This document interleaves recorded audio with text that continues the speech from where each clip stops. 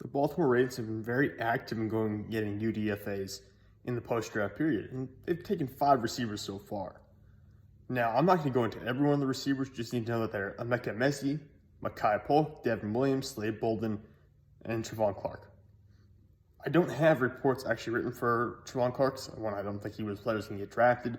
I don't have a report written for Slade Bolden because I don't think he was one of the 50 best receivers in this draft class. He's just a slot receiver that's not as good of a slot receiver as Hunter Renfrow by any means. He's going to be compared to Hunter Renfrow because he's small and he's unathletic and he's a slot receiver. But he's not even close to what Hunter Renfrow is coming out of Clemson.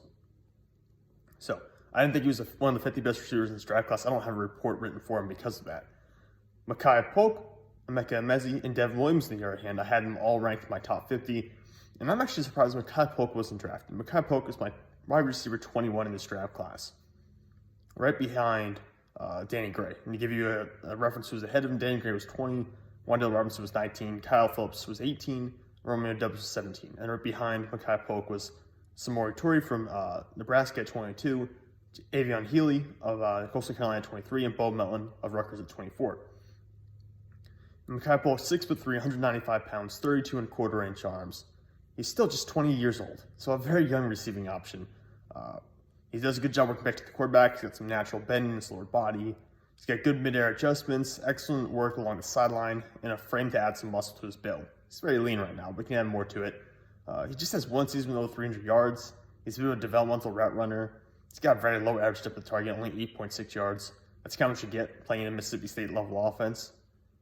And limited to no production in contested catch situations. This past year, though, he produced 1,046 yards, 9 touchdowns on 105 receptions. Again, that's kind of what you get, though, working in that kind of air raid Mississippi State offense. So, Kai Polk's maybe some concerns there, but I do really like him as a potential guy who can develop. The question is going to be more about whether he's capable of building out the NFL level route tree that you need to be able to play at an elite level at this point in the football landscape. But now we can move on and look at the other guys from now. Devon Williams, let's try him. I just have to search him up real quick in my list. Devon Williams, I have him listed as wide receiver 35 as a 7th round grade. Polk, I had listed as a 5th round grade. Devon Williams, 6'5", 210 pounds, 34 1/8-inch arms, one of the biggest receivers in this draft class, if not the largest receiver in this draft class, just a skyscraper. So he's got elite arm length and wingspan and a large catch radius. The negative is, though, only one season with over 500 yards, which was this past year. He had 557 yards and 4 touchdowns on 35 receptions. He's got one season with 10 or more games played. He ran a 4.65 40-yard dash, so big, but also very slow. Limited experience in the slot, below average production in contested catch situations despite his size. He struggles to beat the press because, again, he is slow and his get-off matches that. And he doesn't have the start speed you need to, per se, to shake defenders in the open field. And the last one, if we can spell his name right here while I try to search it up in my document, Emeka Emezie, who gave Clemson actually a lot of trouble this past year from NC State. I had him as the 41st best receiver in this draft class with UDFA grade. Actually, the top UDFA grade among all receivers in this draft class. He's 6'2.5", 204 pounds, 32 3/4-inch arms, as listed at the Shrine Bowl. He increases production each year at NC State. He's an above-average contested catch receiver. He will out-physical corners at the point of the catch. He beat Andrew Booth consistently when he played Clemson this past year, including one deep ball for a touchdown, I believe. He's got a surprising number of big plays for receivers, not super athletic, and he battles for yards after the catch. Now, the issues with him, he consistently drops passes. His hands are only 9 inches, which is fairly small for a receiver, actually, especially if a receiver is 6'2". He lacks separation, speed, and agility. He'll get caught from behind in the open field. And he struggles to make defenders miss in space. So again, the agility, the speed, that's the kind of stuff that's missing for Emeka Emezie. He had 802 receiving yards this past year and 6 touchdowns on 60 receptions.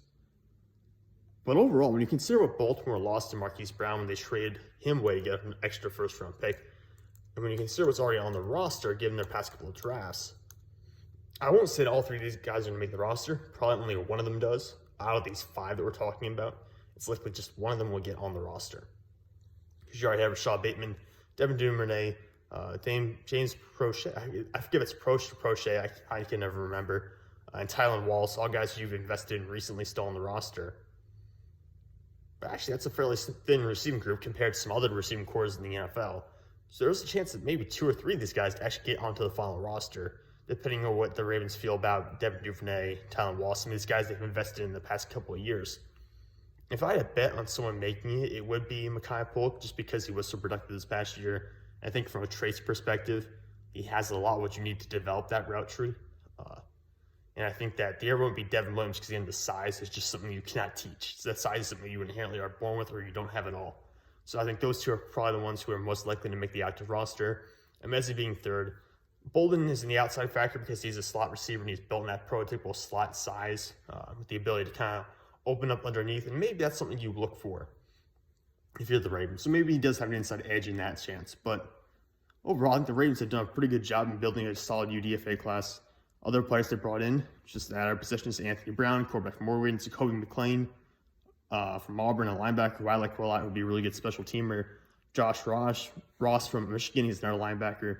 Jeremiah Moon, a linebacker / edge from Florida. These guys are all guys who I had graded out as draftable players or priority UDFAs. Ricky Person Jr., a running back from NC State. Denzel Williams, a corner from Villanova. It's a bunch of really good players they brought in as UDFAs.